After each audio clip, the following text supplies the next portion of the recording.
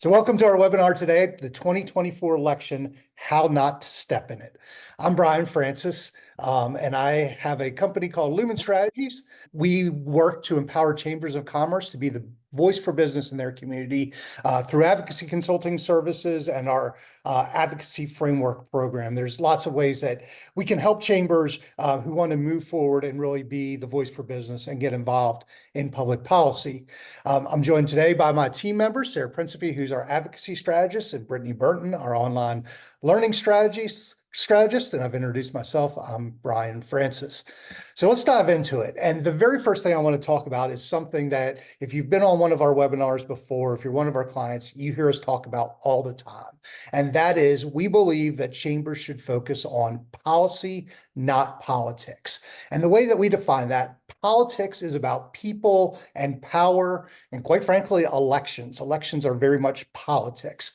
Policy is more about shaping the laws and regulations that govern your members and govern businesses in your community in a way that makes the community more pro-business, that helps businesses succeed by all the various public policy ways that can help, investing in infrastructure, smart regulations, good tax policy, those sort of things. And so as we go into the election season, this is an area where we really think that for most chambers, you don't want to get involved in the election stuff, at least not in a way that leads people to believe that you're taking sides. Now, I'll pause real briefly to say you will probably have some folks, maybe candidates, maybe members, who say to you, but the people we elect have a big influence on the policies that get enacted. And so we should get involved in the election and, shape the people who are going to try to get the right people in there so that the right people are shaping the policies that matter to us. And quite frankly, they're probably right. But if you are just getting involved in chamber policy work or public policy work, you probably haven't gone through an endorsement process. And so what I would say to those people who want you to get involved in the elections, if that is something that we as an organization are going to do, we need to have a very defined process about how we're going about selecting which candidates we're going to try to help. We need to have our board take formal action.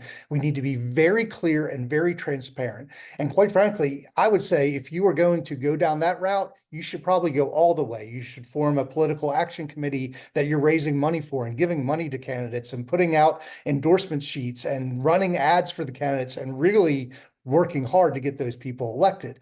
But my guess is, if you're on this call, if you're watching this video, you probably haven't done all that. And so I would say at this point, it's too late to do that. And so what you really want to do is not get involved in the political process, because ultimately there's two groups that you need to be concerned about. One is the people who are running for office. If you are perceived to have helped a candidate and their opponent wins, it's going to make it a lot harder to work with them once they are in office. And you as a chamber need to work with whoever is elected. The second audience that you need to be concerned about are your members. And so even if you are in a community that is very monolithic in its political beliefs, or at least appears so, overwhelmingly Republican or overwhelmingly Democrat, in all likelihood, you have at least some members who fall outside of what the conventional wisdom is that everyone believes. And so your members are watching you, and you need to make sure that you are acting in a way that they don't feel like you're putting your thumb on the scale, trying to influence an election when you've not had a process to do so. So let's talk about some of the ways, if you are trying to be nonpartisan, that you can kind of step in it and have people accuse you of actually acting in a partisan way. So the first is around campaigning at chamber events. And what I would say, like we said before, being clear and transparent, you want to be very clear about the rules for campaigning at chamber events. You might have a rule that's like around campaigning with literature, and you might have a rule that says nobody can hand out literature at an event. You may decide that candidates can wear their stickers at an event. What I would say is try to anticipate the various types of questions you might get about campaigning at events ahead of time, establish clear rules for those, and then apply them equally to everyone. Another one that's kind of an interesting one is around attendance criteria. If you are having an open event to the community, then presumably candidates can come to that because they're part of the community. If you're having a closed event that is open only to chamber members, then presumably a candidate would have to be a chamber member to attend that event. And this is one where you get into all sorts of nuance. You might have, I know some communities, the local political party is a member of the chamber, and they will say, our candidates are like our employees, and they therefore should be able to come to an event because they are members by virtue of their alignment with us. My take on that is that kind of opens it up, like it allows the party almost to just say anybody is affiliated with them and can come. And I would recommend against that. But if you have political parties as members, you just need to be very clear with them up front and apply equally to all who they are allowed to bring to events as members.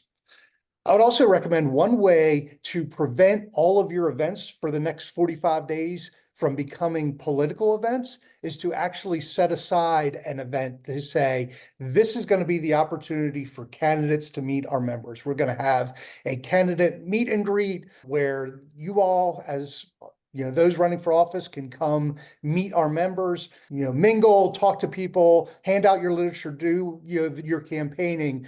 But that's going to be the only time that we have campaigning at our events. And that is certainly, I think, a reasonable way to try to engage your members in the election, but avoid all of your events from becoming political for the next month and a few days. The next thing that you can do to engage in elections is host a political forum. And this is one that we've worked with some of our clients on the best way to do it. And there are some tips that we would have that will help you from being accused by a candidate that you're trying to skew the forum towards one side or another. The first suggestion I have here is to have an arm's length moderator. I think many chamber professionals have heard the old saying of put a volunteer between you and the problem. And so one of the things we recommend to our clients is that the chamber president not be the person moderating the forum. There's a potential for a moderator to get into a sticky situation. They may have to shut a candidate down. They're the ones asking the question. And so if it's the chamber president up there, even though you're serving in a moderator role, everything that you do is going to be ascribed to you as the chamber president. The second thing I would suggest is make sure that the questions are business focused. And there's a couple reasons for this. One, during the course of the campaign, there's just not a lot of opportunities for business people to hear about business issues. There are all sorts of other issues that candidates want to talk about and all sorts of other forums that will be focusing on other things. If you are holding a candidate forum, this is really the one opportunity you have to try to get the candidates to talk about things that are important to the business community. Another thing that you might want to do with this is bring together a volunteer group to help you form the questions. This is something else that we did with one of our clients. And, a lot of what we are trying to do, what we're talking about in this presentation, we're trying to do is really try to protect our chamber presidents, our chamber executive directors from anybody accusing them of bias. And really, it's not protecting them from being accused of bias. It's giving them a legitimate defense when the accusation comes, because you all know people come up with all sorts of crazy stories in their minds, and they will think that you're doing things that you're not doing. And we want to have kind of the answer in place when those accusations come. Similarly, you want to have a process for picking races. And one of the challenges in a lot of communities coming into the general election, we kind of know who's going to win. It's a very partisan district. And so the person from that party is likely going to win the seat. But you also don't want to tell a candidate, we know you're going to lose, so we're not going to do a candidate forum. So I would suggest trying to come up with a different objective process for which seats you're going to focus on. And really, I would say for a local chamber, it's things like city council, county commission, a state house or state senate race, where your members are actually going to have the biggest impact on who wins. And those races are also the ones where the person who is elected is going to have the biggest impact on your business members. So I would really suggest focusing on that. And then the last, and this is kind of sad to have, I think it's really important to make sure that you have security present, whether that's local police officer, local sheriff, We've seen there are folks out there who are, just being crazy in this political process. We've seen debates get heated between candidates, and it is important to have somebody professional there to handle that if that were to occur. Now, I mentioned this a little bit earlier, but I wanted to dive into it a little deeper, and that is make sure in everything that you are doing around the election that you are applying it consistently to all candidates. The rules that you set need to apply to everyone. And this could be challenging, especially if the candidate is a board chair of yours or a past board chair. And often, and we see this, a lot of times people will get involved in the Chamber of Commerce and then they will run for office. And there's a long relationship there. Maybe they mentored, maybe they hired the president. And so there's a lot of pressure on you. You might even be putting it on yourself to try to help that person because they've been a help to you in the past. But especially in that situation, people are going to be looking to try to identify places where you are favoring that person. And you need to be very, cognizant of that and really work to be balanced in how you apply the rules to everyone. It did occur to me as I was preparing, it's also possible your spouse could be running for office. A lot of times, chamber executives out in the community, their spouses out in the community. And if that is the case, then there's a whole other conversation we need to have. That's probably a lot more specific to your situation, but be happy to try to figure out ways that you can handle that unique situation. All right, social media. And this one, it's a place that's really easy to get tripped up. And again, I said I was sad about the state of our current politics. This is another area, it's somewhat sad, it's somewhat not fair. But as the chamber executive, your personal opinion is not your personal opinion. People will see what you put on your personal Facebook page, and they will assume that that is the position of the chamber and that anything you are saying is what the chamber is saying. And a couple of things. You might think that your Facebook page is private. It's going to get screen capped and shared. You might think some of your conversations are private. If your community is like most of the ones that we work in, the grapevine is real. And even if you make a personal, DM to somebody about something, the odds, or even a conversation, the odds that other people are going to hear about it are probably going to happen. And particularly in social media, I think memes are dangerous because they can be funny. I've shared a political meme a time or two. And I do so knowing that I'm putting my business at risk in certain situations, that there might be people who don't find that meme funny, who are offended by it, or think that I shouldn't be talking about politics in that way. And that may impact the reputation of our organization. It's a slightly different situation for a small business. Like, I'm the one ultimately who deals with the consequences of that and makes the decision of whether I'm willing to accept those consequences. As a chamber president, you have a board who ultimately may make the decision about whether they are willing to live with the consequences of what you're sharing on social media. And so I would caution you, be very careful about what you're sharing on social media around politics. What I would suggest is use your social media to promote the process. Share information for people about how they can register to vote, about where polling locations are, or early voting, when that starts, absentee ballots, when that starts. Really, and we'll get into this a little bit more, but I think one of the best ways to not get sucked into the partisan part of elections is to be supportive of the process of elections. And I really think there's a reason for chambers to really do this. I think our whole kind of economy and society rests on people trusting the democratic process. And there's a real opportunity, I think, for chambers to kind of dig in to the electoral process, to understand how it works so that you have confidence in the process of votes being cast, the process of votes being counted. And then you can share that with other people. And maybe naively, like I can imagine a day when every chamber of the country does that, so that when people call into question election results somewhere, the chamber president can say, hey, I've looked into this. I understand the process. I have confidence in the process. You can trust our results. And other chamber execs can say, we did the same thing in our community. And so we know the process was right in our community. So if that person is doing the same thing in theirs, I think we can trust them. Another way that you can support the process is asking your members to get involved as election workers. Most states use volunteer election workers, or they get paid a very small stipend. My experience has been that is an aging population. The people who volunteer to run our elections are generally retired and oftentimes have been retired for quite some time.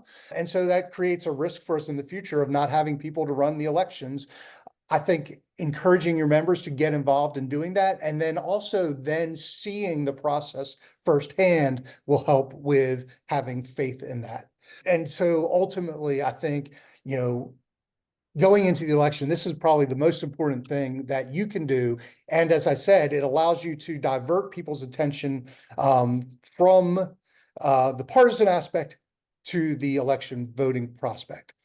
I will make a quick side note to say this also is not as black and white as perhaps it should be. We do know that there have become partisan perspectives on what constitutes a fair election. And so I just encourage you all to try as hard as you can to kind of call the balls and strikes and to say, look, we're looking at this objectively and we think this is the best way to conduct our elections.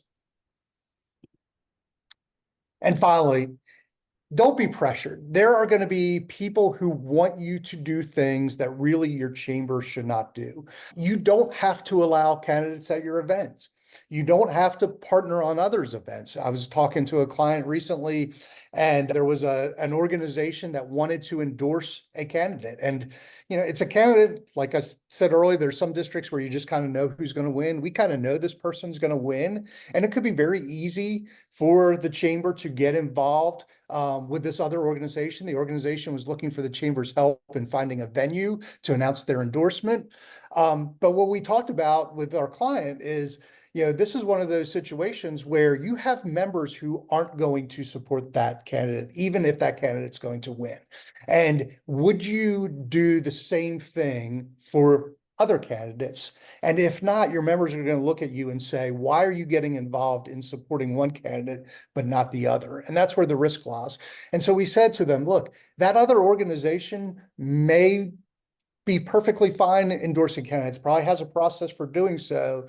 You don't have to help them simply because they asked. You can say no and let them go about that event on their own. Because really, ultimately, it is a lot easier defending doing nothing than trying to defend why you did something in one situation but didn't do the same thing or something similar in another situation. And in all of these, I would say when somebody tries to push you to get involved in a political way in the election, your answer can ultimately be, look, we focus on policy, not politics, and so we are not going to do anything that people perceive as helping a candidate. Now, real quickly, Advocacy Framework's a program that we run here at Lumen. We really help our chambers stand up an advocacy program within 12 months, get a legislative agenda going, engage their members in the policy process, figure out how to monitor what is happening at the local, state, and federal level, and how to report back to their members. We do that in a variety of ways, either as an outsourced public policy director for you in a consulting role, or using many of the tools and templates that we have created, including instructional videos, scripts, draft emails, that sort of thing. If you think your chamber wants to move in an advocacy direction, we would love to see if there's a way that we can help you. I also wanted to spend a little bit more time. I normally don't put a questions slide in my presentation because a lot of times I think if you're you have a question slide in your presentation, you're telling people, I know I forgot to tell you something, so now's your chance for me to tell you. Generally, I don't think I forgot to tell you anything, but one of the things I've realized in this topic is that a lot of the ways you can step in it are perhaps unique. Like there's a situation that has come up that you don't know how to deal with. And so I would love to take a moment to answer any questions about situations that any of you all are dealing with that we could potentially try to help you with.